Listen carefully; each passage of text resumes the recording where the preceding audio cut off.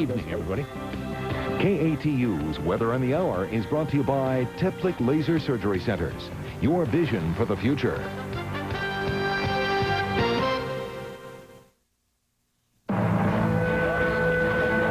On World News Tonight this Wednesday, the government sues some of the country's biggest utilities. A giant escalation in the pollution wars. A guilty verdict in the brutal beating death of a gay college student. A high school tired of being average. We'll take a closer look at how to get results without spending too much. And fierce inspiration. A musician who learns about life from unusual companions.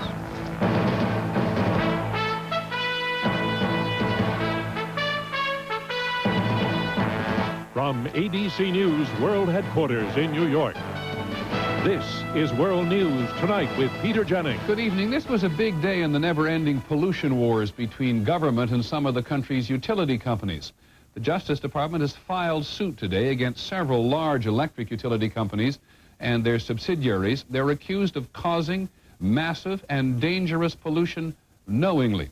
The Environmental Protection Agency estimates that if they had spent the money to fix up their plants, it would have been the same as taking 26 million cars off the road. Here's ABC's Barry Serafin.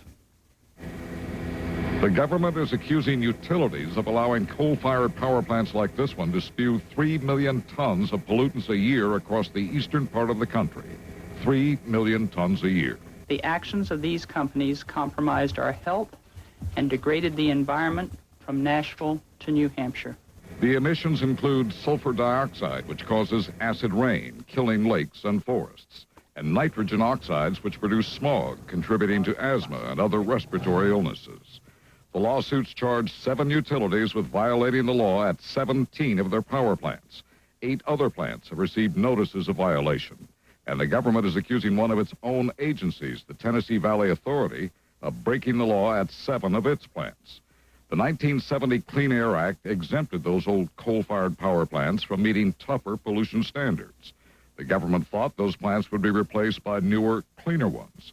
But instead, the EPA says the utilities upgraded and modernized the plants without getting government permits that would have required pollution control equipment. They chose not to because they knew if they did, they'd have to reduce their pollution, and they didn't want to do it. The utilities insist that their modifications amounted to nothing more than maintenance to keep the power plants running. The activity that was undertaken to maintain and operate these facilities in a safe and reliable fashion is now retroactively illegal.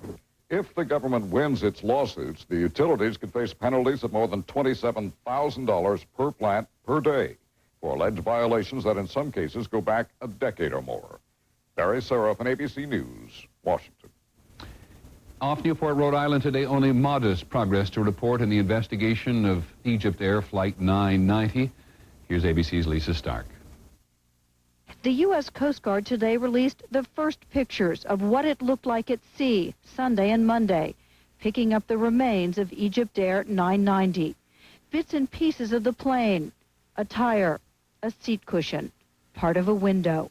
Today, there was no work on the ocean because the seas were 14 to 20 feet high. It's big out there. Winds blowing up to 57 miles an hour. Waiting out the bad weather has been frustrating for searchers. Aboard the USS Grapple, they continued loading equipment. It is this ship and its deep diving drone which will attempt to pick up the black boxes. It is frustrating, too, for the families. About 240 family members are sequestered at a nearby hotel. We've asked to go out to look at the debris at the hangar. They've refused to take us there. They've refused to take us to the morgue. We're very frustrated here. We're tired. We're tired. And investigators say a more complete review of radar data shows the plane fell virtually straight down from 33,000 feet to 16,600 feet in just 40 seconds.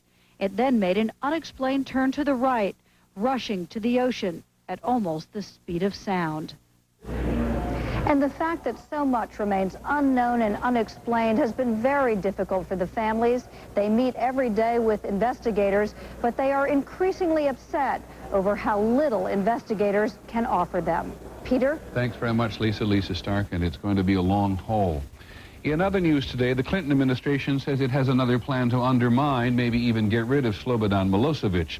In Washington today, the Secretary of State said the U.S. would lift some economic sanctions against Serbia if Mr. Milosevic allows free elections, which the U.S. is convinced he would lose. Not that there's much likelihood of an election, even though the Serbian polls suggest that 70% of the electorate want him to go. He is very much still there. ABC's Bill Redeker reports from Belgrade. They have marched through Belgrade every night for 6 weeks, demanding that Slobodan Milosevic resign. He led us into 4 wars, they say, and lost them all. And he has ruined our economy. You might think that with his country in such bad shape and with almost no public support, Milosevic would be in serious trouble. But he survives and even seems to thrive on all the adversity.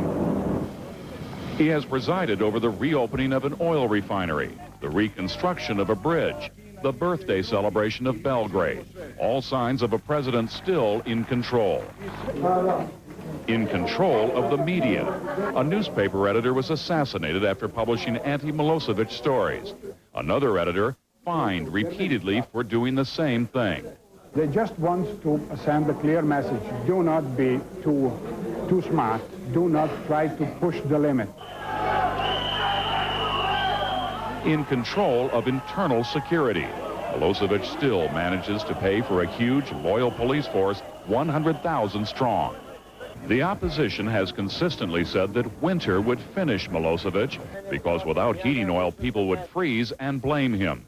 But Milosevic has managed to secure natural gas from Russia with the help of his brother, the ambassador to Moscow.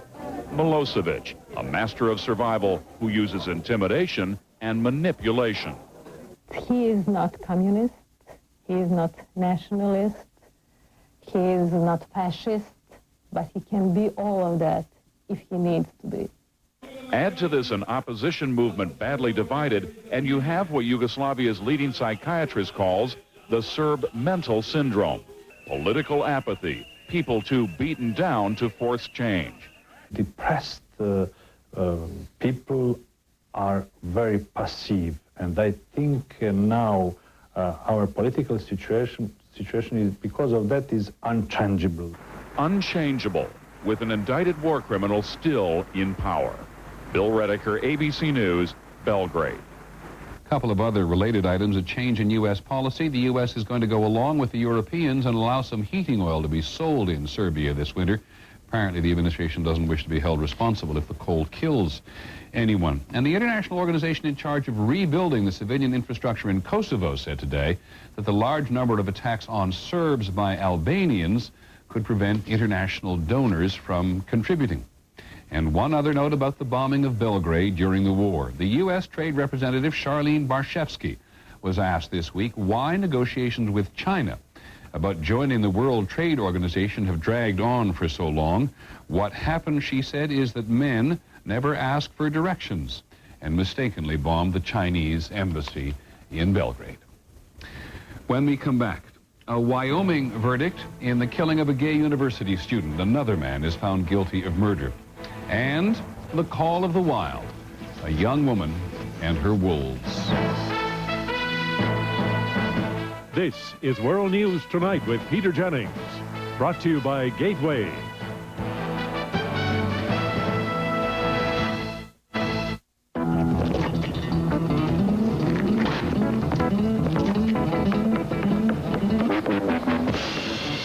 Mom, did that file open yet? No.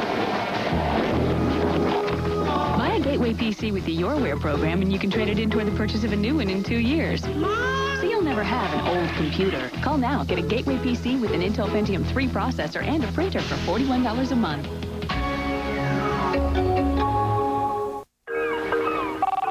Don't get that, Frank. Hello? Baxter! New Meow Mix seafood middles. Mackerel and tuna flavors make it taste so good. Cats ask for it. By name. This is how the world feels when you have dry eyes. But now there's new Visine Tears with a unique Tears formula not found in other leading brands to make dry, scratchy eyes feel moist and comfortable. Visine Tears, it gets the dry out.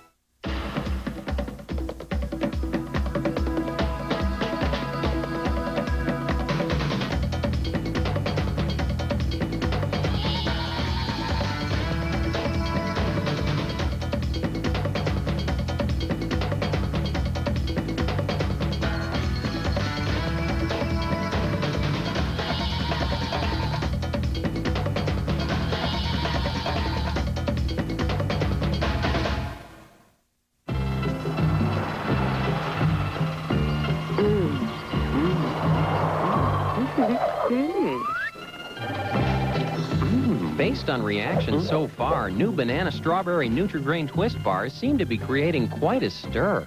Could be the banana, could be the strawberry. But we've got a hunch it's the unique way they're twisted together. That's why we did it. New banana strawberry Nutri-Grain Twist bars. A twist you can't resist. In Wyoming today, a jury has found Aaron McKinney guilty of murder in the death of 22-year-old gay university student. The man with McKinney that night, who's already pleaded guilty to murder, was given 2 life sentences. McKinney could actually get a death sentence, though he does have an unusual defense. ABC's Lisa Salters is in Laramie. It took jurors 10 hours to convict Aaron McKinney of murder. Though the jury did not believe the killing of Matthew Shepard was premeditated, because it occurred during a robbery and kidnapping, McKinney is eligible for the death penalty. McKinney did not react when the verdict was read. Prosecutors argued that McKinney, seen here on the right, and a friend, Russell Henderson, pretended to be gay and lured the 22-year-old freshman out of a bar. McKinney's attorneys admitted the 2 teenagers drove Shepard to a remote area where they pistol-whipped and robbed him, leaving him for dead, tied to a wooden fence. But they argued McKinney had used methamphetamine that day, and when Shepard made an unwanted pass at him, the drugs caused an explosive rage. Attorneys were not allowed to explain that rage by putting up a so-called gay panic defense, the notion that a person with latent gay tendencies will react uncontrollably when propositioned by a homosexual. McKinney now claims he suffered homosexual abuse as a child. But as the jury now begins to consider the death penalty, legal analysts say the gay panic defense will be admissible. The idea is you're fighting for your life, and you're entitled to make any argument you can to appeal to the jury's sympathies. But now that the jury has found that McKinney did not plan to kill Matthew Shepard, a death sentence is considered less likely. Lisa Salters, ABC News, Laramie, Wyoming. In other news, the results are in from various elections around the country yesterday. There is still some drama in Mississippi's race for governor, which is still too close to call. It's an open seat. The Democrat Ronnie Musgrave has a razor-thin lead as of now. In Virginia, Republicans won a majority in the state's lower house, which means they control the entire state government for the first time since Reconstruction after the Civil War. In Philadelphia's open race for mayor, the Democrat John Street won a very close race. In Indianapolis, a Democrat was elected mayor for the first time in nearly 40 years. That's Bart Peterson. There was a wide range of propositions for the public to consider. San Franciscans voted to ban the fees which banks charge for non-customers to use their ATM machines. The banking industry says it'll go to court. In Maine, voters voted against a ban on certain late-term abortions. They voted for the legalization of marijuana for medical purposes. And in Brooklyn, Ohio, John Coyne finally lost. Mr. Coyne was first elected Brooklyn's mayor in 1947. That's 52 years in office. On the money tonight, the cost of prescription drugs for older people is rising and doing so quickly. A new study from a consumer advocacy group finds that the cost of 50 drugs prescribed mostly for the elderly rose 6.6%, while inflation was running at 1.6%. On Wall Street today, a milestone for the NASDAQ market. It was up just under 47 points, closing above 3,000 for the first time. The Dow Jones Industrial Average was up more than 27 points to close at 10,609. The European consortium, which makes the Airbus, says it is spending $12 billion to develop the largest jetliner ever. It'll be bigger than that one. It'll be capable of seating nearly 1,000 people, so big that airports would have to be redesigned to accommodate it. Packard Bell, NEC, which was once the second largest U.S. maker of personal computers, is going to stop selling most of its computers in stores. The company has been hurt in the price wars. Sales of foreign cars were strong last month, while domestic brands declined. Toyota, Honda, Nissan, Daewoo, and Volkswagen have all introduced successful new models. And the end of an era in the car business. After more than 70 years, Daimler Chrysler has finally decided it will phase out the Plymouth. The brand has suffered from a weak image for several years. In just a moment, we'll take a closer look at a school that is determined to improve through commitment, not necessarily through cash.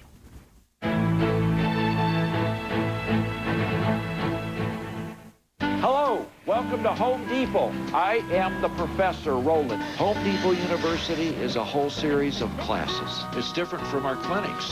We'll have painting, electrical, plumbing. Everything I tell you here is on the level. Confidence really comes from hands-on.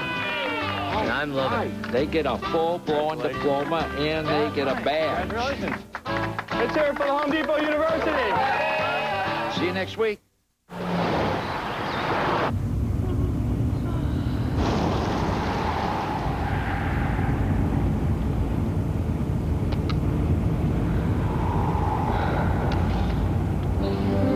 When you wake up, you will believe the following.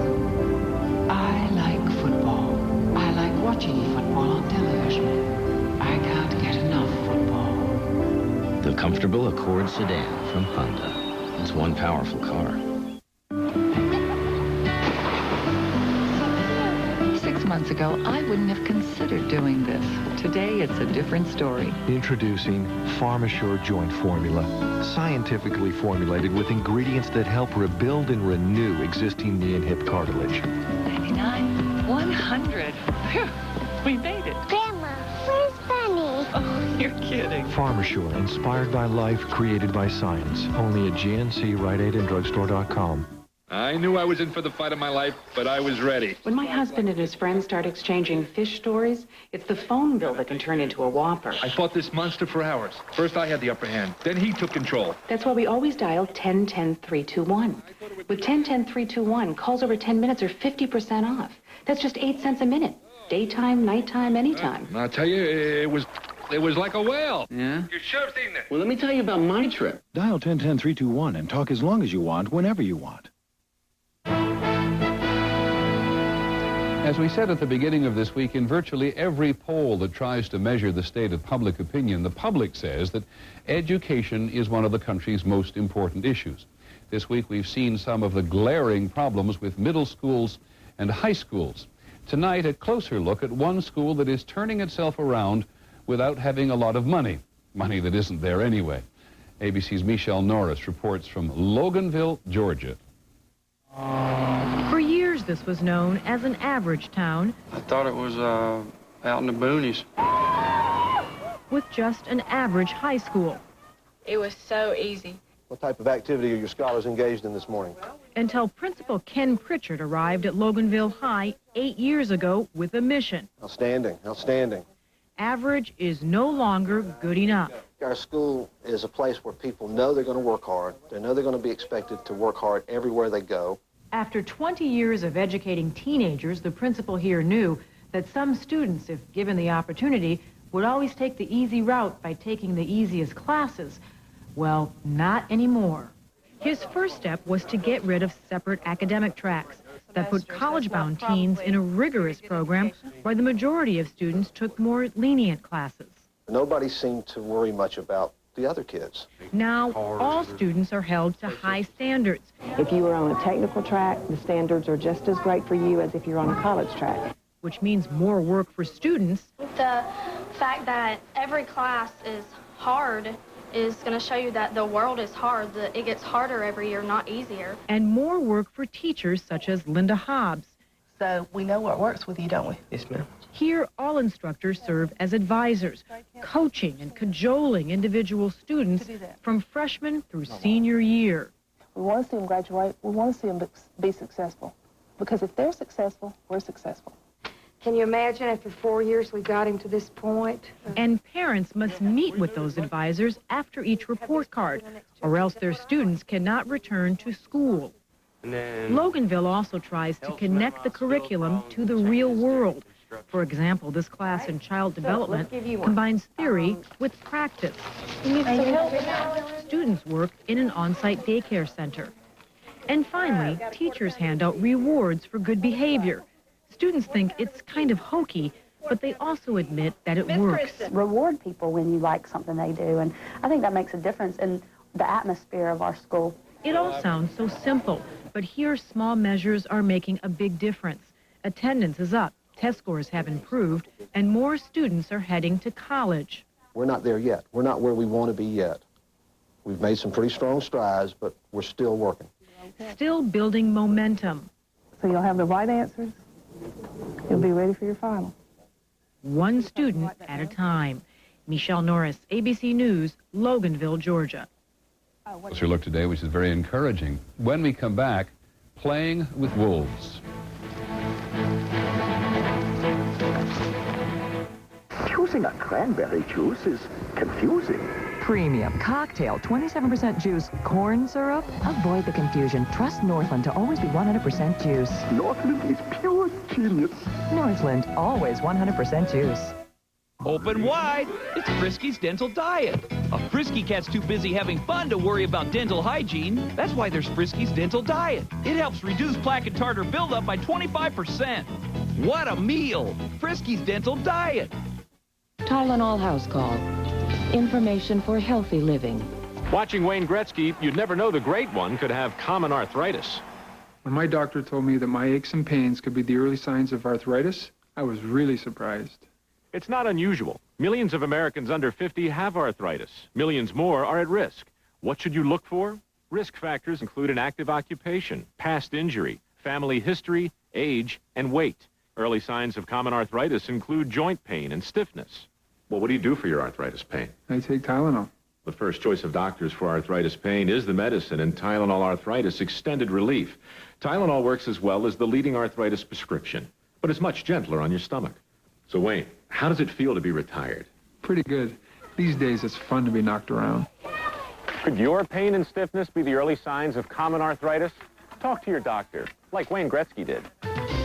Tylenol House Call is brought to you by Tylenol Arthritis. 20 years now. Where'd they go? Need help with those? I can do it. 20 years. I don't know. I mean, you just caught an etch. It happens. I sit and I wonder sometimes.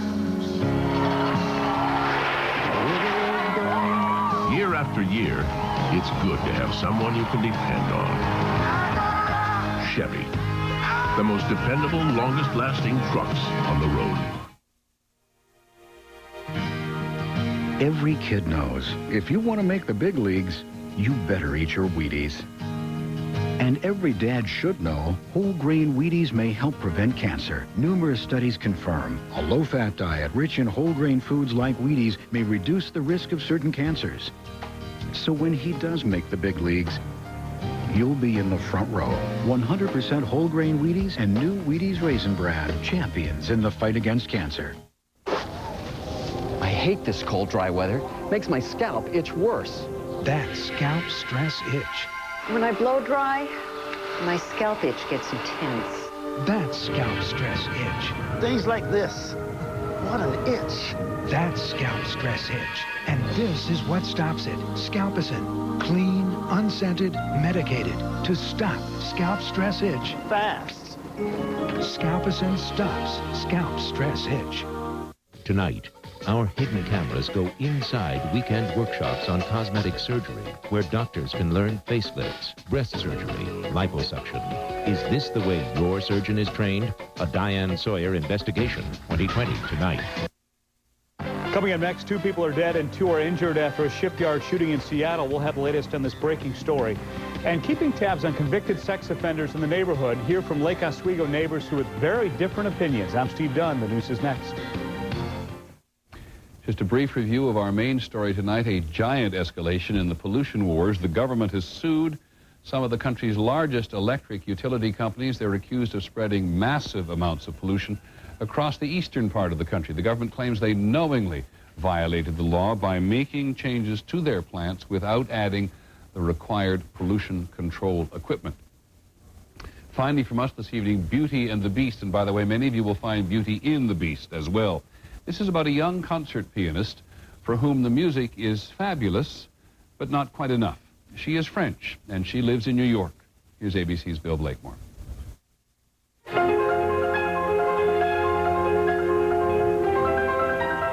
Sometimes there's a wild quality in her playing, say critics. Under control, but still wild. Hélène Grimaud, 28 and blessed with beauty, is also moonlighting as a fashion model. but she's winning fame with her romantic interpretations of the classics. What inspires her? She says it's partly what's at home. When she practices, a few yards away, her wolves settle in to listen. For Grimaud, they're a second passion, and have been ever since she first saw a wolf 8 years ago. There was a lot of black magic, you know, as with a lot of the best things in life. Now, when not exploring Brahms or Beethoven, My sweet boy, my sweet man. she's often absorbed with the 3 wolves she's raised. Oh, hi, Lucas. Kindred spirits, she says, and something to come home to amidst a hectic touring schedule. It helps me stay in touch with who I really am and not lose myself in that life of superficiality that you can so easily get lost into when you travel and lead that life of supposed glamour. Grimaud says her wolves reconnect her with nature. In return, she's building an education center around them to help others be less fearful of wolves. But make no mistake, she says, wolves cannot be pets. They will never do anything on command. They cannot live on your terms. You need to always pay close attention. Never take anything for granted. Never lose your attentiveness, because things can change really fast. There are days when even I can't go in. She studies wolf body language closely in order to understand the danger signs. Well, one thing that you need to always remember, and this guy is very unusual. He's extremely gregarious and fairly tolerant of people. Not always. He definitely has his limits that you should not, step over. Grimaud admits that learning a wolf's limits is something like learning a powerful piece of music. Both take focus, discipline, and courage.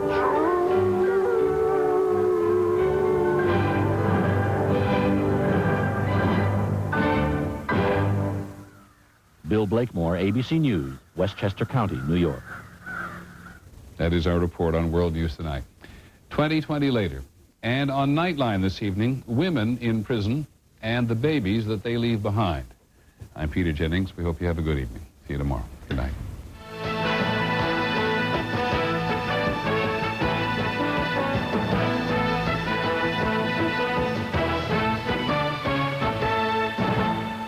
From ABC News, tomorrow, John McCain. He wants to call the White House home, but his hometown paper says he has a problem with his temper. Can he handle the heat? He talks about it live on Good Morning America. And on World News Tonight, the next generation, molecular computers. Talk about mind-blowing. This could change everything. Watch World News Tonight with Peter Jennings. This has been a presentation of ABC News. More Americans get their news from ABC.